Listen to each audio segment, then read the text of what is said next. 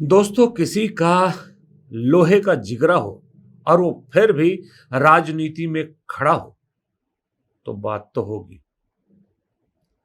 कोई अगर लेगेसी को कैरी करने की कोशिश कर रहा हो और उसके पैर खींचने वाले दुनिया का पूरा सिस्टम हो तो बात तो होगी। और जब अचानक से कोई चीजें यकायक बहुत बड़ी होने लगे तो बात तो होगी। नमस्कार, मेरा नाम है प्रदीप चौहान। कि एक नया वेव भारत में चला है, आपने देखा होगा, कॉकरोच जनता पार्टी। आप में से बहुत से लोगों ने मुझसे कहा कि आप उस पर भी बात किया कीजिए। थोड़ी सी बात करूंगा मैं। देखिए, कॉकरोच जनता पार्टी का जो जिस तरह से उसको समर्थन मिल रहा है, पॉलिटिकल पार्टी तो है नहीं, एक सटायर मूवमेंट शुरू हुआ था, उसके बाद अब उसको शुरू करने वाले जो हैं अभिजीत दीप के, वो मीडिया के लाडले हो रखे हैं। बहुत से लोग उनका इंटरव्यू कर रहे हैं। लेकिन बहुत से लोगों ने एक बात भी बिल्कुल सही कही है कि जो कॉकरोच जनता पार्टी मूवमेंट है, इससे सावधान रहने की जरूरत है। अब अभिजीत दीप कह रहे हैं कि उनका एक्स हैंडल सरकार ने विदहेल्ड कर दिया है कॉकरोच जनता पार्टी का, और उन्होंने दूसरा शुरू कर दिया। उनका कहना है कि सरकार डर गई। लेकिन कुछ लोग जो कह रहे हैं उससे मैं भी काफी हद तक सहमत हूं कि मुझे लगता है दूसरी पार्टियों को भी डरने की जरूरत है। आप सोचिए, 2010 में इंडिया अगेंस्ट करप्शन इसी तरह से एक मूवमेंट के जरिए शुरू हुआ था, और उसका एंड प्रोडक्ट क्या निकला? एंड प्रोडक्ट निकला कि ये सब संघ का प्रायोजित था। बीजेपी को सत्ता में मिल गई, आम आदमी पार्टी जैसी एक पार्टी उसमें से निकल आई। एक तरफ देश में मोदी जैसा नेता मिला, एक तरफ अरविंद केजरीवाल जैसा नेता मिला। क्या ये जो कॉकरोच जनता पार्टी है उसी का एक नया रूप तो नहीं है? क्योंकि जो अभिजीत दीपके हैं, ये कुछ महीने पहले तक, मेरे ख्याल से 1 साल पहले तक, आम आदमी पार्टी की सोशल मीडिया टीम के सदस्य थे। और ये जो ट्रेंड एकदम से इस तरह से ऊपर उठा है, ये बिल्कुल ठीक वैसा ही है जैसे इंडिया अगेंस्ट करप्शन। क्या अभिजीत दीपके इतनी जल्दी उस आइडेंटिटी से बाहर निकल पाएंगे, उस आइडियोलॉजी से बाहर निकल पाएंगे जिस आइडियोलॉजी पे आम आदमी पार्टी का उदय हुआ था? या फिर ये अरविंद केजरीवाल को जो अपना सूरज डूबता नजर आ रहा है, दिल्ली गई, पंजाब जा रहा है, राज्यसभा चली गई, अब वो डूबते सूरज को बचाने की कहीं अरविंद केजरीवाल कुछ इस तरह से कोशिश तो नहीं कर रहे? ये मैं नहीं कह रहा, ये बहुत से सवाल अब उठने लगे हैं। इसलिए कॉकरोच जनता पार्टी को ब्लाइंडली, जो भी वो लड़के कर रहे हैं, ब्लाइंडली सपोर्ट ना किया जाए तो बेहतर है। हर चीज को जरा जांच के, तोल के, फूक के फिर उस पर विश्वास कीजिए। फिर देखिए कि आपकी जांच में क्या निकलता है, उस हिसाब से फिर कदम उठाइए। ये जनता कॉकरोच पार्टी पे मेरा फिलहाल का निष्कर्ष है। दोस्तों, कहते हैं कि ना, अगर आप किसी एक ऐसे परिवार से आते हैं जिसकी एक लेगेसी है, उस लेगेसी को आगे बढ़ाना हर किसी के बूते की बात नहीं होती। मुझे लगता है एक नौजवान पर सबसे बड़ा बोझ अगर कोई होता है, वो होता है अपने खानदान की लेगेसी को आगे बढ़ाना। मुझे लगता है कि अब खानदान की लेगेसी को आगे बढ़ाने के लिए पुत्र में पिता से कम एक क्वालिटी ज्यादा होनी चाहिए, तभी वो लेगेसी को आगे बढ़ा सकता है, वरना नहीं बढ़ा पाता। चाहे पिता आपके साथ ही क्यों ना खड़ा हो, तब भी आप कामयाब नहीं हो पाते। उदाहरण के तौर पे सचिन तेंदुलकर के बेटे अर्जुन तेंदुलकर से पूछ लीजिए आप, या अमिताभ बच्चन के बेटे अभिषेक बच्चन से पूछ लीजिए। दोनों के साथ पिता कंधे से कंधा मिला के खड़े हैं, लेकिन बाप की लेगेसी का इतना बड़ा बोझ दोनों पर है कि दोनों चाहकर भी उस बोझ से आगे नहीं निकल पा रहे। और ऊपर से सोचिए, आपके परिवार में 3 ऐसे हों जो 3 प्रधानमंत्री रहे हों, और प्रधानमंत्री भी कोई छोटे मोटे नहीं, जिनको मॉडर्न भारत का आर्किटेक्ट कहा जाए, जिसे आधुनिक भारत का निर्माता, संचार क्रांति का जनक, या फिर दुर्गा जैसी जो उपमाएं उनसे संबोधित किया जाए, तो वो बोझ, उस लेगेसी का बोझ कितना होगा? ये सचिन तेंदुलकर के बेटे और अमिताभ बच्चन के बेटे से कहीं ज्यादा मुश्किल है।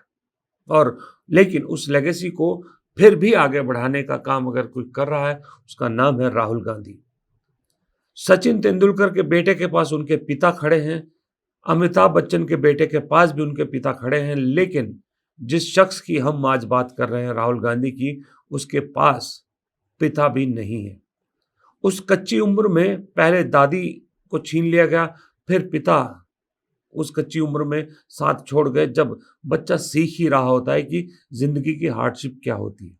अचानक से रातों रात, कहा जाता है रातों रात, प्रियंका गांधी और राहुल गांधी को वयस्क होना पड़ा, जिस दिन राजीव गांधी इस दुनिया में नहीं रहे।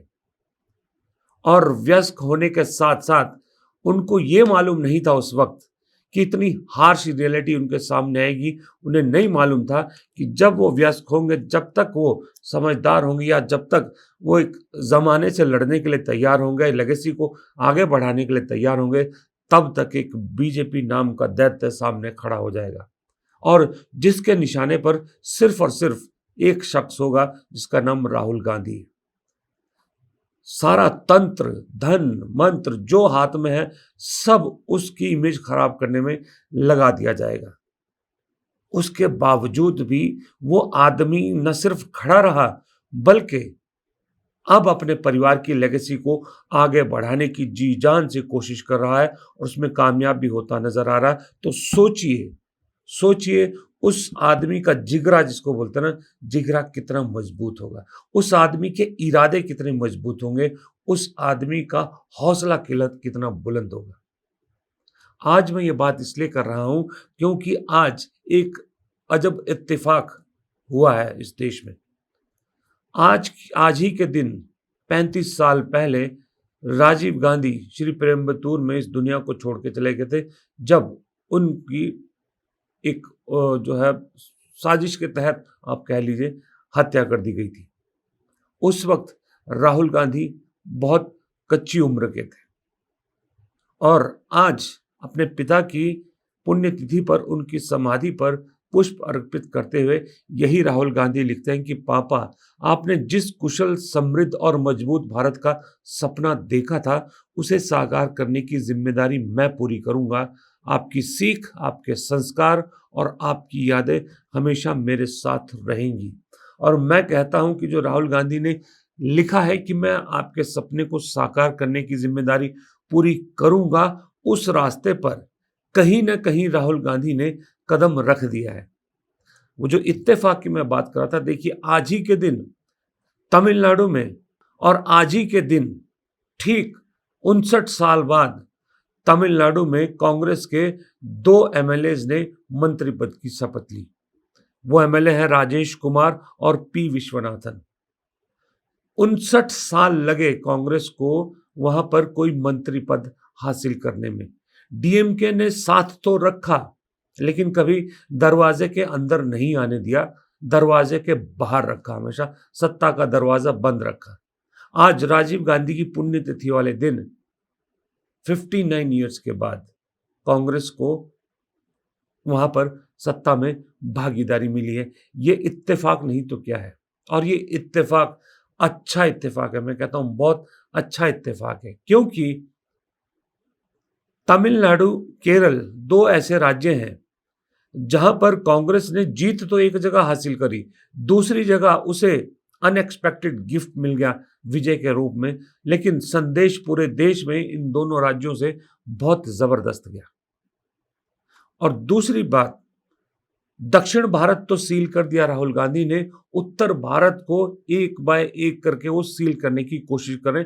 बीजेपी को कटघरे में खड़ा करके वो सिर्फ सत्ता हासिल नहीं करना चाहते, वो राजीव गांधी के उस सपने को पूरा करना चाहते हैं जहां राजीव गांधी चाहते थे कि इस देश में ऐसी ताकतों को बढ़ावा ना मिले जो कट्टरवाद फैलाती हो, जो देश के सौहार्द को खराब करती हो।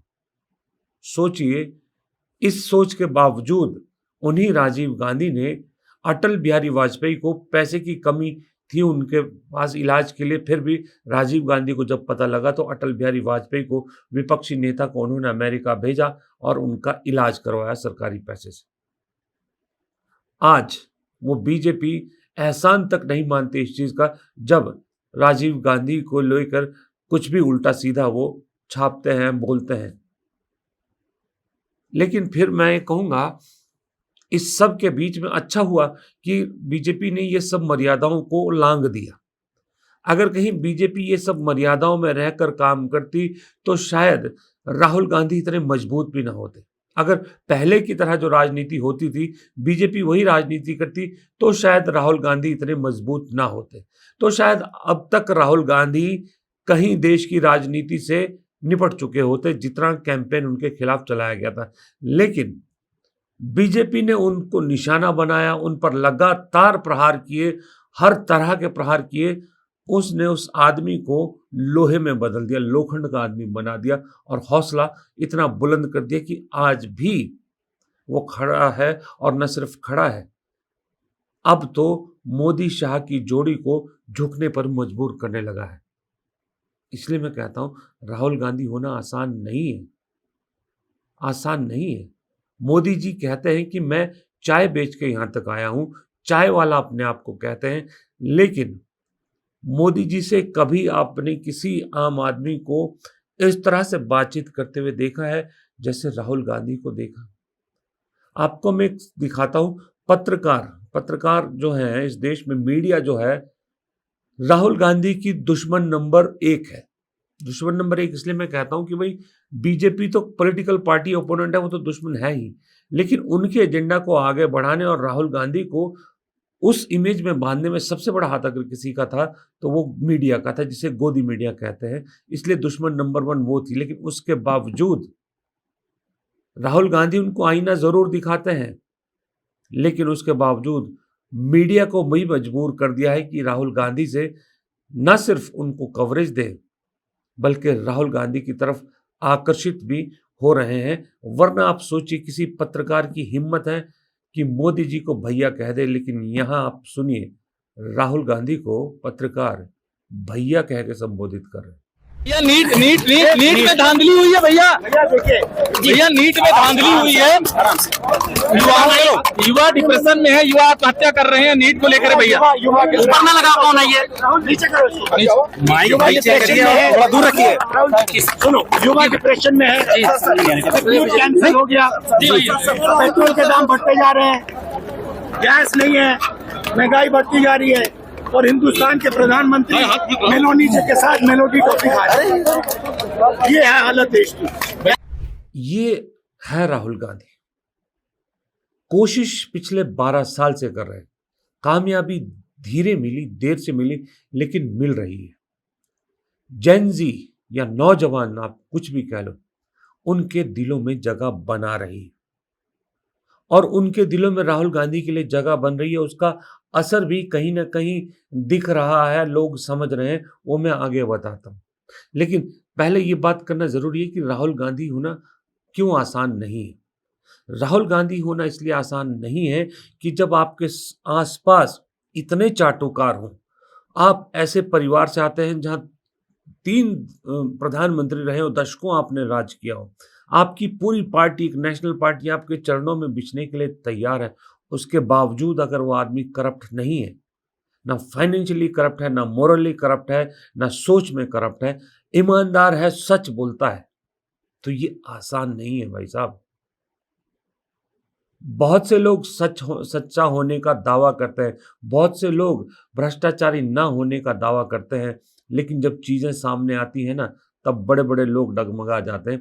इस शख्स ने सब कुछ पैरों में होने के बावजूद अपने आप को कायम रखा, सच्चा सीधा रखा। इसलिए मुझे अशोक गहलोत की ये बात बहुत दुरुस्त लगती।